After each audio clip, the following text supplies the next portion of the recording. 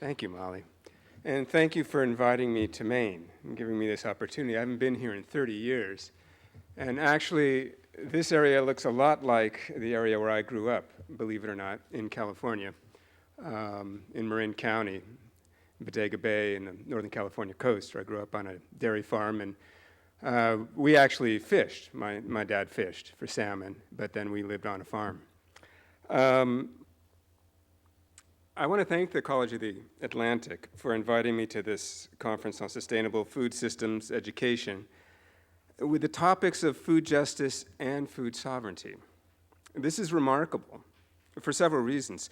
First of all, because food systems education, which is a relatively new way of understanding the dynamics of food, when paired with sustainability, it becomes a very courageous field of study that not only attempts to grapple with the entirety of the pressing social, economic, and environmental challenges in our food systems, it proposes transforming those systems.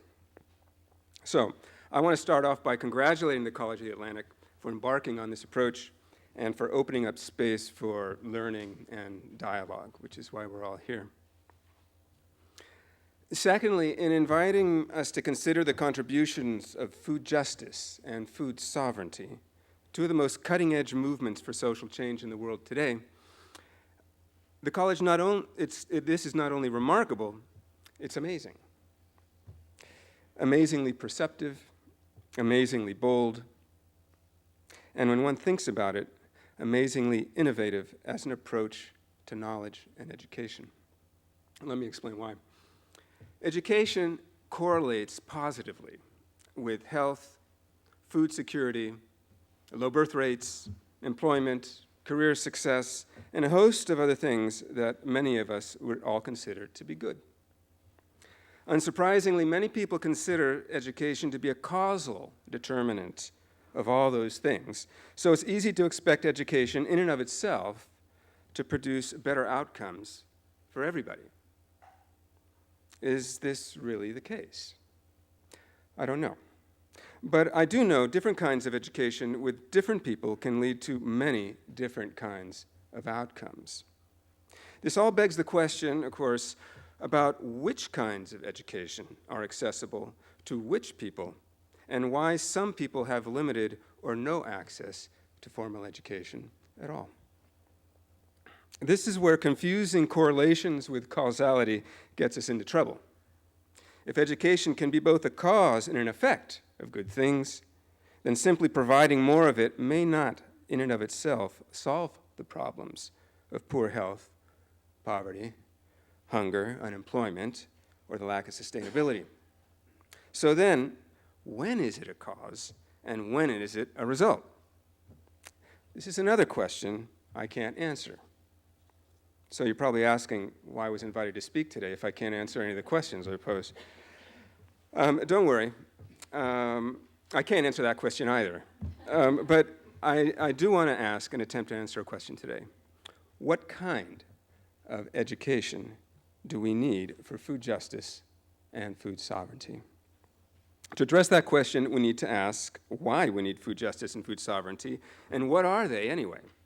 I know, more questions, but I'm going to answer these, though it's not going to be simple, because not only do we need to study concrete and abstract things, as well as muddy, painful, historical processes and powerful, complex systems, we also need to employ a range of old and new pedagogies and research methods, and a dizzying combination of techniques for producing, sharing, and effectively using knowledge for a very important and difficult proposition. We want to change the world. It was actually another researcher over a century and a half ago that stated, the point isn't to study the world, the point is to change it. I'm not sure he realized then how many things we would have to change now, or how urgent these changes would become. He did realize how difficult it was to change things, however, and unfortunately, despite Facebook, iPads, and local organic tomatoes, change has not become any easier. The global food, fuel, financial, and climate crises are not only staggering problems in their own right, they are also deeply interrelated. So it's probably impossible to solve one without solving the other. We might well be facing the primal challenge of all times, our survival as a species. But take heart in this. If this is our challenge, it means that at least we're still around to solve it. But now for some hopeful news, or more hopeful news. There's a way to address the food, fuel, climate, and economic crises of our times all at once by advancing food justice and food sovereignty. So let's get to work figuring out what they are, what they mean, why we need them, and what role education can play in advancing the two. First off, let's define the problem. This is a pretty important thing to do. You'd be surprised how many experts start with a solution and then try to fit the problem into it. We'll start with the food crisis, which in my mind is central to all the other crises. So you may have noticed the food crisis back in 2008 when it hit the headlines because we had food riots around the world. There were over 40, hundreds of people were killed, when suddenly food became too expensive for poor people to buy. And these happen in places where you might expect it to happen. For example, sub-Saharan African countries or Haiti, where people were subsisting on mud biscuits. But it also happened in places where you wouldn't expect, like Italy, Mexico, and Milwaukee. These crises in 2008 came back again in 2011 with the riots and the full-scale revolutions in Algeria, Tunisia, Yemen, and Egypt.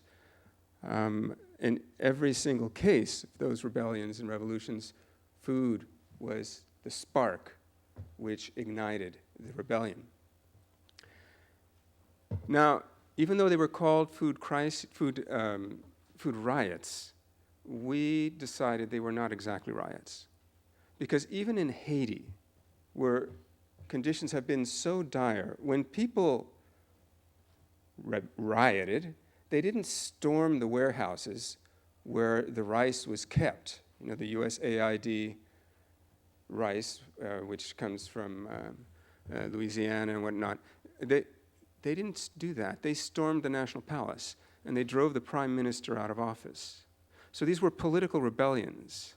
We think about people with empty stomachs and clenched fists, but in fact, they were rebelling against an unjust government, an unjust food system, which was incapable of solving the very simple equation, here is the food, here are the hungry people, let's bring them together.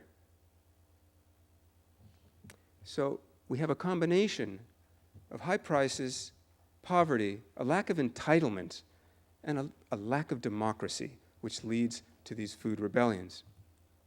These rebellions happened in a period of record harvests and record hunger. We had never produced as much food in the history of the world as we produced in 2008. And we had record hunger. We had 1 billion people going hungry. We also had record profits. We had record profits on the part of the large oligopolies which control the grain and the inputs and most of the retail around the world. So ADM's profits were up by 20% in the last quarter of 2008. Monsanto's up by 45%. Cargill's by 86%. That's because Cargill has an arm called Mosaic, which sells fertilizer, and the profits there were up 1,400%. General Foods was up 61%. The same would be true for Walmart, Tesco, Carrefour, all of the great retail monopolies. So at the height of the food crisis, when the world had enough food to feed 1.5 times our population, record people were going hungry, and companies were making record profits. Now, for some time, for over 20 years, we've seen a 12% rise in per capita food availability. That means every one of us, and all the new people who were born, every year should have seen 12% more food in our larders. There's not a problem of overpopulation, because this is per capita, right? Now, this has actually been true for quite some time. Unfortunately, absolute poverty and undernourishment have not changed. Undernourishment has gone up. So what I'm telling you, and if there's one thing you remember from my presentation, is that when we ask, can we produce enough food to feed 10 billion people? The answer is, we already produce enough food to feed 10 billion people. The question is, can we feed 10 billion people? Not whether we can produce enough for 10 billion people. We're already doing that. Let's address the second question. Because we heard a lot about the proximate causes of the food crisis. Rising meat consumption in emerging economies, low grain reserves, though they never asked why the grain reserves were low. Of course, increases in fertilizer prices and in transport prices. That's because it's all petroleum-based. And if half of the world's grain goes for industrial uses and 40% goes for, in the US, goes to agrofuels, well, you can see why this would put a dent on the market, and in fact, bump up the price, which then, with the weak dollar and incredible financial explosion of financial speculation in food commodities, put the price of food out of the reach of basically a third of the world's population. The response on the part of the World Bank, the World Food Program, USAID, the CGIAR system, basically all of the multilateral organizations, and, as I say, the USAID, was we need to increase production. We need to increase production by at least 70% over the next 50 years, or by 2050, rather. And to do that, we need more industrial agriculture, more green revolution, we need genetically modified seeds, and we need to release the market even more. We need more of a free market so that people can access all of this food which is being produced. And we see the Feed the Future and the Global Food Security Act from the United States, the Global Harvest Initiative from the large corporations, the Alliance for a Green Revolution in Africa from the Bill and Melinda Gates Foundation, and then the promises and agreements from the G20, the rich countries of the world, basically promising to invest another $22 billion to rebuild agriculture in the third world and to increase food production. Well, the FAO said we needed $40 billion. They promised $22 billion, and less than 1/20th of that was ever given at all, because of the financial crisis, among other things. But nobody was talking about the root causes. And the root cause is that we have a very vulnerable global food system, which is highly subject to economic and environmental shock. And you can see right away why that is. If 90% of our cropland is devoted to 5 crops, and then those only to a few varieties, you can see where, just like with the Irish potato famine, we leave ourselves open to all kinds of environmental shock. If the food system is controlled by a handful of monopolies and speculators, you can see where the food system would be open to economic shock. This didn't happen overnight. The rise of the corporate food regime, which is what Phil McMichael from Cornell calls it, started back with the Green Revolution, where the industrial model for food production was transferred from the north, from the US and Europe, to the global south. Now, this was supposedly a good thing. And in some ways, it really was. Norman Borlaug won the Nobel Prize for this because he helped to develop the high-yielding varieties, which helped to increase food production and saved 1 billion people from hunger. Those were mostly urban people. The rural people didn't do so well. The small farmers around the world ended up not being able to afford these fancy inputs, getting pushed off their lands into the more fragile hillsides and agricultural frontiers, cutting down the jungle, looking for nutrients, whatnot, relying on slash and burn and whatnot. This also helped to increase the amount of food available, but those are very fragile areas. They pretty quickly lost their nutrients. And then when they were extended fertilizers and high-yielding varieties, it was sort of a flash in the pan. They got good productivity for a while and then again basically destroyed their soils, and they joined the ranks of the hungry. They flooded the cities. So actually the Green Revolution probably produced as many hungry people as it saved. The structural adjustment policies imposed by the World Bank and the International Monetary Fund during the 1980s and 90s, because like farmers in this country, poor countries in the global south were all in debt, and the banks wanted their money back. Farmers here went out of business. We lost half of our farmers during that period. But the banks weren't willing to allow countries to default, because then they wouldn't get their money. So the World Bank and International Monetary Fund stepped in and said, look, the bank will loan you the money to pay back these banks. The World Bank will loan you the money to pay back these banks. By the way, the World Bank, that's all our tax dollars, by the way. But you have to agree to a certain set of conditions. You have to sign with the International Monetary Fund. And basically, you have to remove your tariff barriers. You've got to dismantle your marketing boards. You've got to dismantle your reserves. And you've got to move from producing food to producing export crops, because we want you to get dollars to be able to pay back these loans. We also want to be able to get rid of our excess production, because that's basically what sent farmers out of business up here. Too much production, no price, couldn't pay back the bank. We got too much stuff, let's get it overseas, but you have to break down the barriers to those exports. Unfortunately, that destroyed agriculture in the third world. Next came the free trade agreements of the 1990s through the present, and the rise of the World Trade Organization, NAFTA, CAFTA, et cetera, which basically took subsidized grain from the north, dumped it as a surplus into the south, sold it for prices under the costs of production, and sent all the farmers down there out of business. We've moved into a new phase now where grain is very expensive, but with high volatility, with tremendous price spikes and tremendous speculation. So this isn't actually, just because the prices are high doesn't mean it's necessarily helping farmers there or here. What were the results? Well, the Global South used to produce its own food. In fact, it used to produce about $1 billion surplus every year. Now they import $11 billion a year in food. They're dependent upon the global market. Industrial agriculture uses up 80% of the world's fresh water and produces about 20% of the world's greenhouse gases, more or less. We've lost 75% of our crop diversity.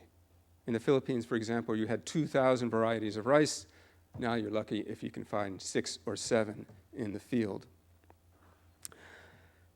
We've had a tremendous demographic transition of farmers desperately leaving their countries in the global south, coming to the global north, both in Europe and the United States, looking for work because their livelihoods were destroyed. And an incredible consolidation of power and wealth into the hands of just a few monopolies, 3 of which control most of the world's grain, and just a handful of which control the world's seeds. Here in the US, we went to 50 million food insecure people. Now, you can say, well, the glass is half full because we have 85% of the population in the United States is food secure. Well, for the richest country in the world that produces more food than any other country in the world except for China, I don't take solace in that. And it's growing. The House just voted down or voted in $33 billion in cuts to the SNAP program, the food program, food stamp program. So we can expect that 50 million in food insecure people to grow over the next few years. There was a report called the ISTAD, the International Assessment of Agricultural Science, Knowledge, and Technology for Development. This was a 4-year report. It was commissioned by the World Bank. There were 400 scientists in this report. It's called a global assessment. The World Bank does these a lot. A global assessment on dams, global assessment on extractive industries. They usually reach conclusions which the bank is not comfortable with, so they shelve them. This report was no different. In fact, Monsanto went to the World Bank, asked James Wolfenson, who was the president at the time, for a global assessment to explain to primarily the US public that GMOs could save the world from hunger. But they didn't do their homework because, as I say, most of what the World Bank does is they make the big mistake of going first to scientists and saying, will you please do this assessment? And then usually what scientists do is they ask, well, first, what is the problem? And if you start with the problem and then you make your way to the solution, you are not sure where you're going to end up. What they did find was that we have to change things. And I won't read this quote to you, but in fact, we need to radically change our food system in order to avoid social collapse, social breakdown, and environmental collapse. They found that GMOs were irrelevant to that problem because they don't raise intrinsic yields and they are not able to fully address climate resilience. They also found that the free trade agreements were being pushed by the World Bank and the International Monetary Fund and all the other institutions as a solution to the food crisis were in fact very detrimental because most of the benefits went to northern countries. And in fact, poor farmers only benefited by about $2 per farmer per year. Well, you're not going to end poverty that way.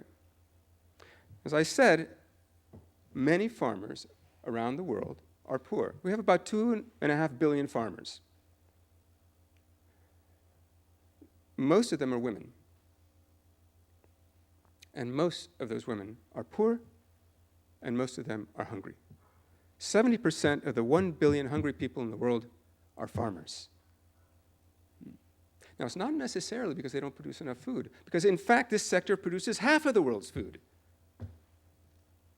But they don't have enough land to produce enough food for themselves as a family, and they get a terrible price because they're poor. They sell it at the worst possible time because they need the money. 6 months later, they're buying the food back again at a higher price, and that's when they go hungry. So the ISTAD said what we need is to end poverty in the countryside. What we need for that are not global markets. What we need are local food system economies. And we need to look to agroecology and not industrial agriculture as a way forward. Olivier de Schutter, who's the UN Special Rapporteur on the right to food, agrees on the transformative potential of agroecology that basically provides more benefits for smallholders. And these are the ones who are at risk, economically at risk and both at risk of going hungry. It's also a great way of creating a sanctuary of GMO-free agrobiodiversity, rebuilding our biodiversity, and of cooling the planet, because it captures carbon much better than other forms of agriculture. Now, with all these great suggestions, and in fact, with all of the tremendous work which is being done around the world in agroecology, organic agriculture, sustainable farming, and up here in the north in many of the rural and urban areas, in terms of urban agriculture, CSAs, local food economies, tremendous, tremendous work being done, which really could address so many of these issues. Why isn't it happening? I was a grad student once, and I was sitting in an interdisciplinary seminar, and I was going on and on because I'd just come back from 20 years in Central America working with small farmers, where they improved their yields by 200, 300, 400% with simple agroecological methods after the farms had been destroyed by Green Revolution techniques. And one of the conservation biologists, after a while, raised his hand and he said, you know, if organic farming is so great, why aren't all farmers organic farmers? Good question. I think I've begun to answer that already. The rules are against you. The rules favor a different type of farming. The rules favor a different type of market, and so do the institutions. This is part of the corporate food regime. We've had about 3 regimes in history. The first would be the colonial food regime, in which the global south produces cheap food to send to the global north so the global north can industrialize. After World War II, the flow is reversed. The north overproduces grains, has to break down markets in the global south and send the food south. We're now into the corporate food regime. It's much more complicated. There's food going north, food going south, but in fact, it's consolidated under the hands of the great monopolies. Think about a food regime as all of the rules, like the US Farm Bill, like the WTO rules, whatnot, and all of the institutions that control our food, right? So the World Bank, the International Monetary Fund, would be institutions which control our food, the World Food Program, USAID, and increasingly big philanthropy controls the decisions about food production. Now, this is going to seem very obvious and maybe even a dumb thing to say, but the corporate food regime is a capitalist food regime. This is extremely important to understand. Because if it's a capitalist food regime, then it's going to act the way capitalism acts. And we know a few things about capitalism by studying political economy. And Karl Polanyi, who was a political economist back in the 40s, said, if you look through history, capitalism always does two things. It goes through a period of liberalization, and it goes through a period of reform. In the period of liberalization, he didn't mean social liberalization, he meant economic liberalization, where the market is unleashed and deregulated. And you get tremendous capital expansion followed by devastating busts. Think about the Roaring Twenties in this country, the 1929 bust, that was liberalization. Reformist periods then come in, and they re-regulate markets and supply and consumption in an effort to restabilize the regime. Think about the New Deal. Now, this means that these are both two sides of the same system, right? Even though they may appear to be politically distinct. So our food regime has these same two sides. The only thing is, reforms don't come in because the system thinks it's time. The system doesn't think. It's a system. It's made up of people and actions and institutions, right, and processes. Reforms come in when it becomes unbearable, when people revolt, and when governments are faced with the possibility of ungovernability. That's what was happening in the 30s when Roosevelt instituted reforms. Roosevelt was a brilliant man, very compassionate, but he could not have done it had there not been a strong counter-movement, which is what Polanyi calls it, which forced the reformists to introduce the reforms. This is how the big reforms to capitalism take place. Now, please don't read the whole thing. If you buy the book, it's in there. But I just want to quickly say this, that if you look on, let's see, your left, you see the corporate food regime. It has two major trends. One is neoliberal and one is reformist. The neoliberal trend is the strong trend right now. These are always present at the same time. The reformist trend is very weak. Some people who voted for Barack Obama thought that when he was elected, this signaled a period of reform. They've been disabused of that notion. Then we look at food movements. We also have two major trends. We have the progressives and we have the radicals. Now, the progressives are people which I think we would recognize instantly. They're the people looking at different ways to farm. Small scale, family farms, organic farming. They're doing CSAs. They're engaged in food justice. They want to make sure that everybody has access to healthy food.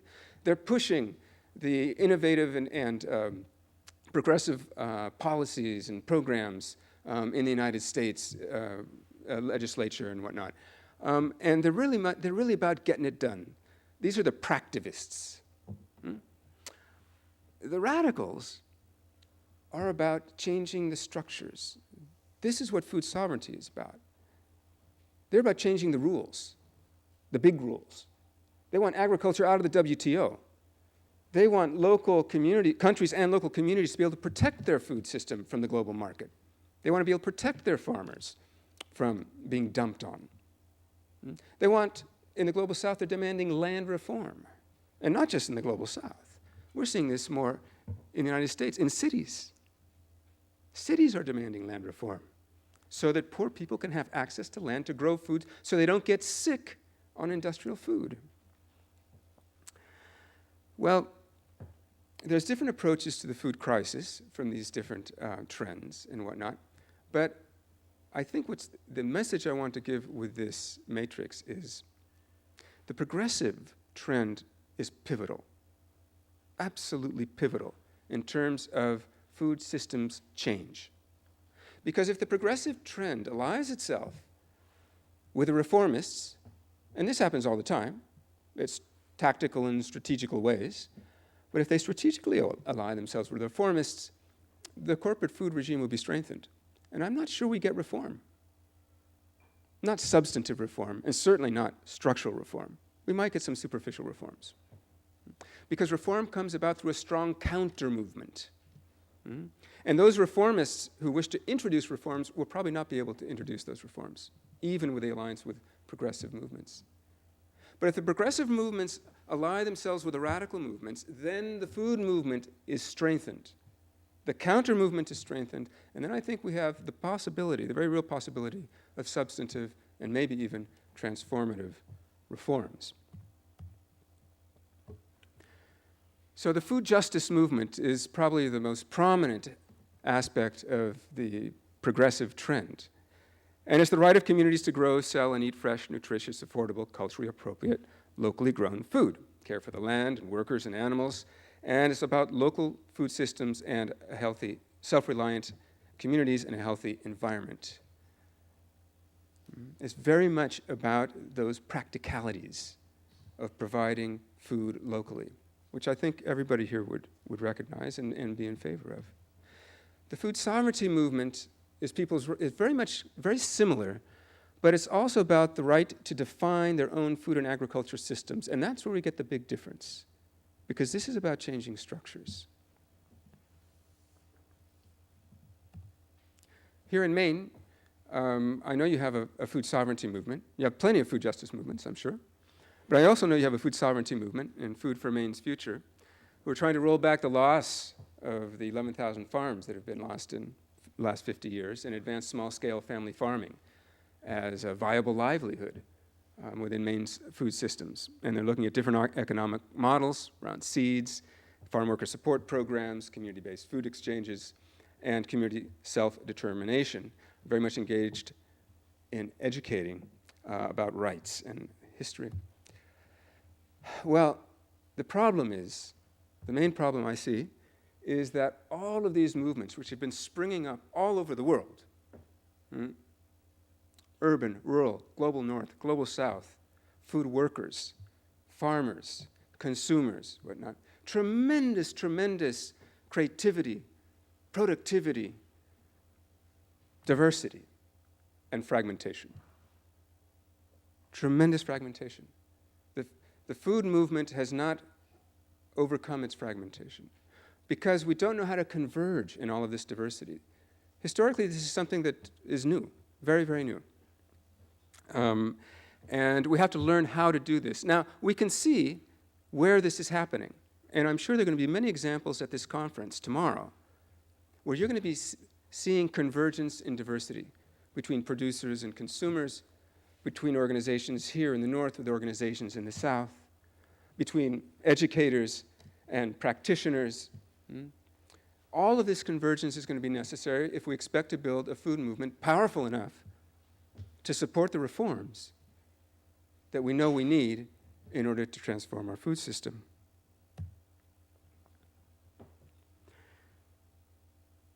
I'll get to Rosalinda in a second. But if the challenge for transforming our food system is to build strategic alliances between progressive and radical food movements and converge in all of our diversity, what about education? What is its role? Well, I'm going to leave you with a page of thoughts on this.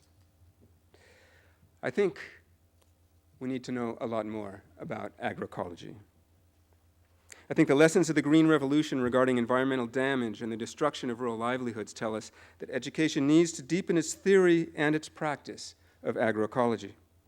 Smallholder-driven agroecology has the potential to cool the planet, conserve soil, water, and biodiversity while providing viable livelihoods to the world's 2.5 billion small farmers. We need to study ecology and observe traditional systems. We need to work closely with smallholders using participatory, small-scale, on-farm experimentation to provide a steady stream of ecosystem-specific innovations that can protect the diversity and build in the agroecological resilience of this planet. Agroecology is the best strategy to remediate, mitigate, and adapt to climate change. We need experiential, hands-on, decentralized approaches to education in order to fully pursue agroecology's social, economic, and environmental potential. Food justice. Some people in the food justice movement claim that because our food system is unfair and is making many of us sick, that it's broken and we need to fix it. I disagree. It's not broken for the monopolies of the corporate food regime. On the contrary, it's working precisely as a capitalist food system during a period of late capitalism is supposed to work. It concentrates power and wealth in the hands of a few giant oligopolies and pushes all the social and environmental costs off onto society. It was built through centuries of expropriation, slavery, and exploitation, as well as hard work. We need to build something new that works for everyone. In short, we need to democratize our food system, and we need to dismantle all of its inequities. Our educational system must take racism, sexism, and classism in the food system head on. It means education needs to help us learn how to recognize and confront the systemic oppression of women, people of color, and the poor, not only on an individual level, but on an institutional level, and at the systemic, inter-institutional level that characterizes structural racism, sexism, and classism in the food system. Food sovereignty. The structural paradigm for change. Education for food sovereignty demands that we understand not just the effects, the policies and institutions, but the structure of the corporate food regime. To understand the structure of a capitalist food system, it should be obvious that we need to educate ourselves about capitalism. There's a science for that. It's called political economy. We can't possibly distinguish between superficial, substantive, or transformative reforms if we don't understand the nature of the structure we're dealing with. So whether you're for capitalism or against it, you better understand what it is and how it works. There are different stages, phases, and forms of capital in the corporate food regime, and we need to deal with them strategically. So, to educate for food sovereignty, we need to understand not just policy, but the politics behind the policy, not just institutions, but the structure behind the institutions, not just the system, but the movement, evolution, and possible directions of the system. And finally, social movements. Education has to help us learn the lessons of social movements, because without them, radical, progressive, and even reformist change is impossible. If we look at the great democratic reforms of our times, national independence, women's suffrage, the child labor laws and the 40-hour work week, emancipation and civil rights, people invented effective ways of organizing that worked well at the time. Trade unions, political parties, wars of natural liberation, all produced progressive changes in the history of humankind. But these forms of organizing have run out of steam because the system itself has changed and moved on into a new phase. People around the world did not sit back with their arms folded, of course. Social movements of every color and stripe have sprung up to address the wide range of modern and not so modern social injustices around the globe. But these movements, while rich in diversity, are fragmented and unable by themselves to change the balance of forces within the system as a whole. They're also largely depoliticized, precisely because the old forms of building political power are no longer effective. If education has an historical role at all to play in solving the crises of our times, then it must help us learn as social movements to converge in our diversity and to repoliticize our movements. Education has to help us learn how to cooperate for transformative action. We need to know how to carry out action research, participatory research, inductive and deductive research, as well as community learning, peer learning, action learning, and direct action. We need to learn not how to take power, but how to transform what power is. And I'm quoting here from Rosalinda Guillen, who is an ecofeminist farm worker in Bellingham, Washington, who says the transformation of power should be the goal of community organizing today. We need to learn to walk on the two legs of construction and protest, and to work with the two hands of production and protection. If education is not about compassion and empathy, if it only teaches us to compete, to accumulate, to support endless economic expansion in a Sisyphean effort to consume our way out of the crises of overconsumption, then not only will we have failed to educate for food justice and food sovereignty, we will have failed its basic historical social role to ensure the production of knowledge needed for the reproduction of society. What does education need to meet this challenge? Education needs you. It needs you to push, to stretch, to insist, to model the uncompromising compassion and the indefatigable commitment to equity, pluralism, and democracy that is the bedrock of food justice and food sovereignty, and drives the trends of convergence and diversity. And education needs you to defend it. Defend it from the same political and economic dysfunction that plagues our food system. Defend it as a right for all. Defend it as an enabler for justice and peace. If you do this, I can't promise you that education will transform the corporate food regime. But I can promise you this. You will have helped to enable those who care about life on this planet. You will have helped to enable yourselves. And you, all of you, are our hope for a better future. Thank you.